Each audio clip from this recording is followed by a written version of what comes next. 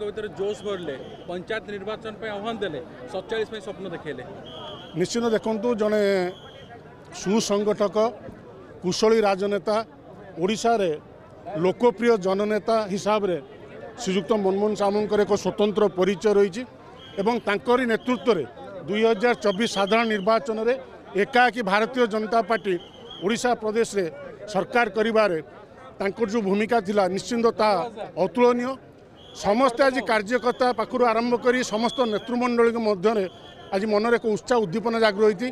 आगामी पौरपालिका निर्वाचन हो किंबा पंचायत निर्वाचन हो निश्चिंत भारतीय जनता पार्टी मोहन माझी नेतृत्व और मनमोहन सामंत नेतृत्व में जोशोशी करवा कौन सन्देह नहीं। धन्यवाद।